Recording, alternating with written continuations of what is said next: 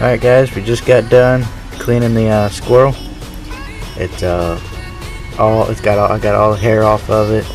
It's all clean. We're gonna go inside now and put in some salt water and make sure all that blood's gone, and we're gonna put it in the pot. Alright, I really don't know what I'm doing. I got some sweet baby rays and dead rat, and I'm gonna put it in there and sauce it up some. The rat, or the squirrel, whatever you want to call it, has been sitting in the salt water for a while now, and so all the blood and all the nasty stuff is off of it. And really, like I said, I don't know what I'm doing. You should be using some other kind of sauce, but I don't know. Now I'm gonna wrap this up and take the other piece and soak it up, and then I'm going to put some flour on top of it and throw it in the pan.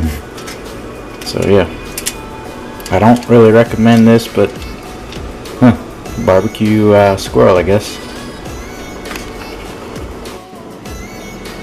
Alright, now I got the stove going. Just got some olive oil.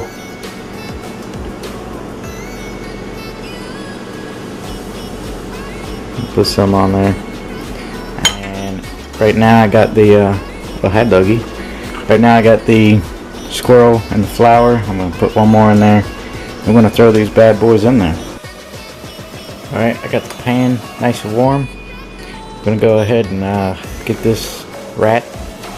Put this rat on here. I got the pan kind of hot, so that way it'll the meat will sizzle a little. Got the rat. There we go. You hear it sizzling.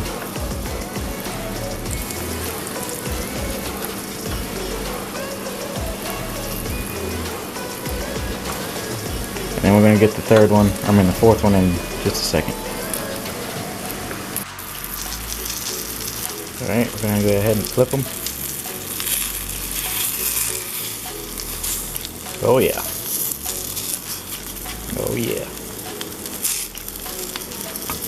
Nobody ever said I was the best shit cook, but I do it. There we go. Looking good. Alright, I got my fried rat. I don't know what to do now.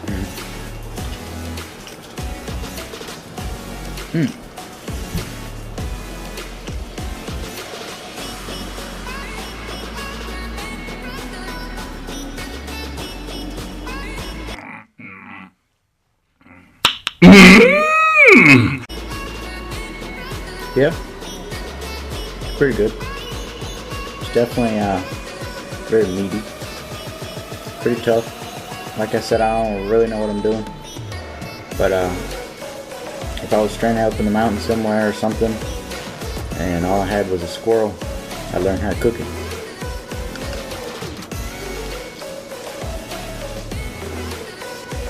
It's actually pretty good. Tastes just like chicken. Kind of. Alright guys, I know this is a weird one, but thanks for watching if you stayed to the end. And make sure to subscribe. Peace out.